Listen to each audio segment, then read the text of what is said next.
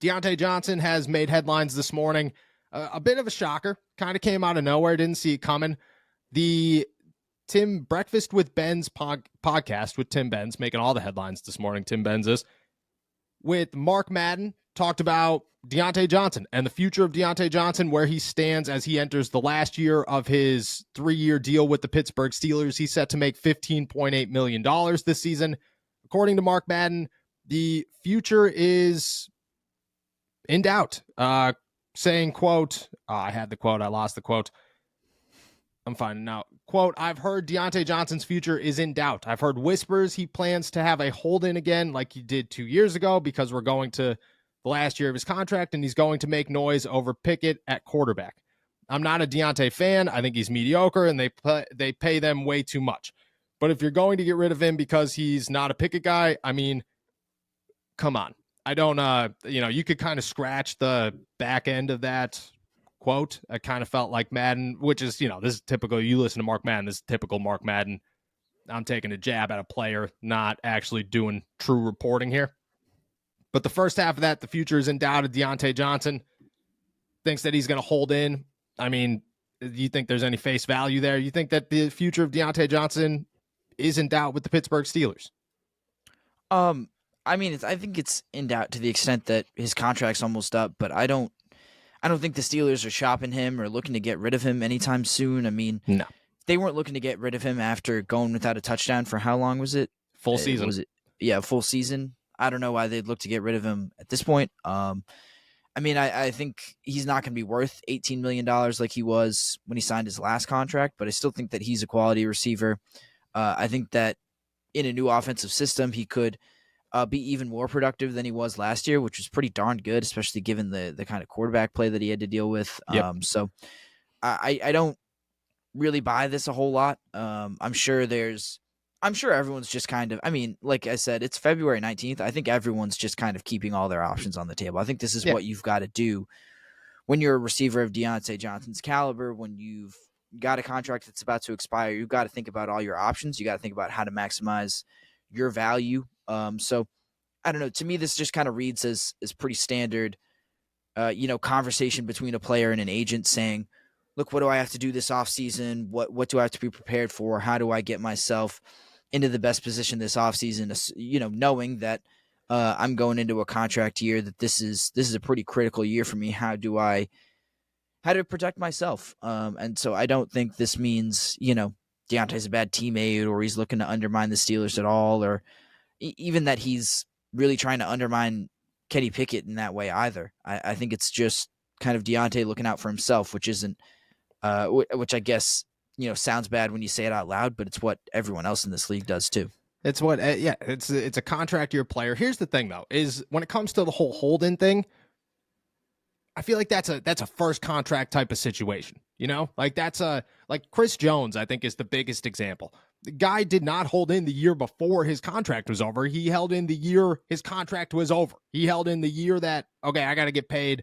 This is it. We're working with the franchise tag. What are we doing here? Sign me to a contract. That's when you hold in at this point in your career. Nobody's sitting around their third contract going, you know what? If it's the last year of my deal that I agreed upon, this is the year that I'm going to hold in. Like, that just doesn't, right. That's very irregular in the NFL at this point. Diontae Johnson's a guy that, even when he did, like, he was part of the, I think that's the biggest thing is I think this is trying to make a fuss out of something that isn't worth making a fuss about. Diontae didn't make a big deal out of the first contract. He did it exactly how he was supposed to do it. He did exactly how TJ Watt did it, and Minkah Fitzpatrick did it, and Alex Highsmith did it. A typical Pittsburgh Steelers, do not go get yourself hurt during training camp when you are a player that does not need to be out there the entire first 2 weeks of training camp. Like, that's just not, it's not safe. It's not smart. It's not good for your wallet. And you could ask every coach there. I still remember good old Keith Butler. Shout out to my favorite defensive coordinator of all time when it came to speaking to the media. He straight up said, he said, if I was TJ, I wouldn't be anywhere near the field. There's no way I'd be out there. TJ could go as far away from football as possible until he gets paid. And that is exactly how players should handle it. And that's how coaches view handling it, as long as you do it in a respectful manner. I think he did it in a respectful manner. When it comes to this one, You're getting paid $15.8 million a season. I don't think anybody's complaining about that. I don't think Deontay's sitting around going, I think I'm worth 17, especially when he realizes his next contract is not going to be $18 million a year. He's 20. Right. He's about to be 28 years old by the end of the 2024 season. He's a guy that he's going to get a 15, per year deal, something in that neighborhood, but he's not looking for 25. Like he's not that type of guy.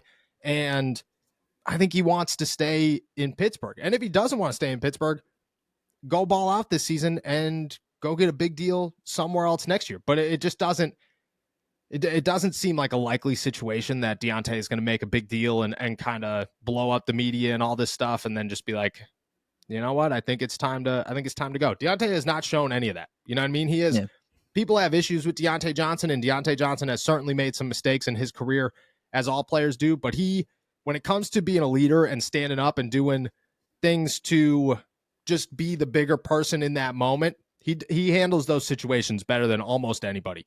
And I don't think you could take that away from him.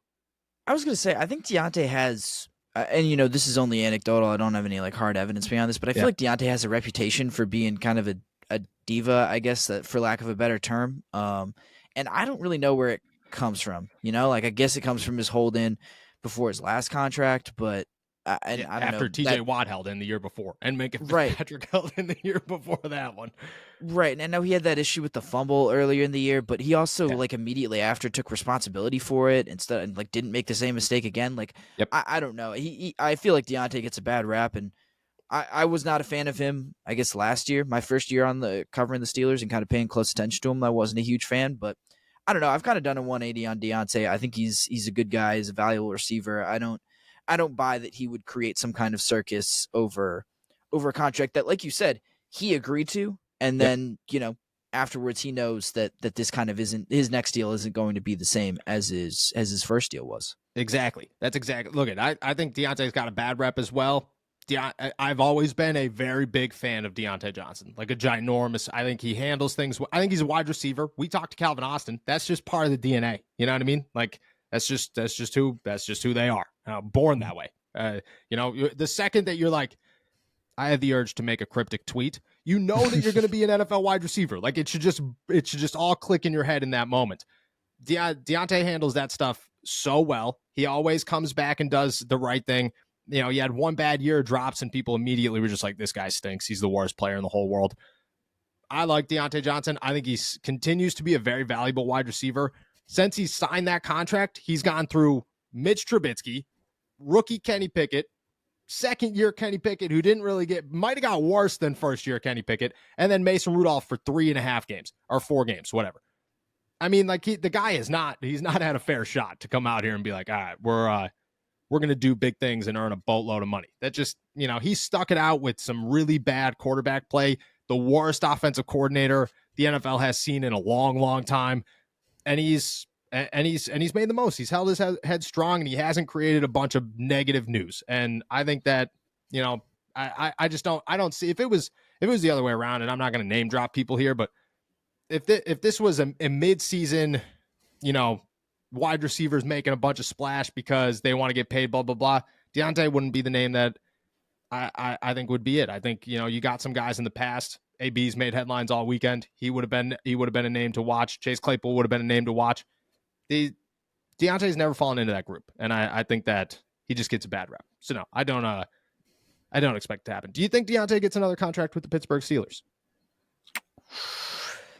My gut says yes. I mean, if his contract was up this year, I feel like I'd re-sign him. I mean, it's all kind of contingent on what he does this year, and I mean that's a cop-out answer. But as of right now, I mean, I feel like if he does what he did last year, I would say yes, he does. If he's at worst as good as he was last year, as productive as he was last year, I should say, I feel like he does come back. Yeah, I agree. I think the only way is if there's a fall off and you see, are we gonna? I think he needs to boost some of his numbers. I think last year was 700 yards, 5 touchdowns. Not, you know what I mean? Not you could find another one of those. So you need to boost those numbers a little bit, but that all depends on the quarterback play. If Kenny Pickett is the starting quarterback and he stinks all season long, and then Ryan Tannehill is the starting quarterback, he stinks all year long. Mason Rudolph's the quarterback, he stinks all year. Like, there's nothing you could do there. You know what I mean? Like, when all your wide receivers are finishing with 800 yards, that's just as good as your quarterback's allowing them to be. So if all his numbers bump up a little bit, I think it's an easy yes. You pay him $15 million a year. Maybe Kenny's your dude, and you got a couple of years to not worry about contracts, and you could get through it. But yeah, I don't think Deontay's going anywhere until his next contract. Then he's 30 years old. Then you move on. But until then, easy guy to keep on. Easy guy to keep around.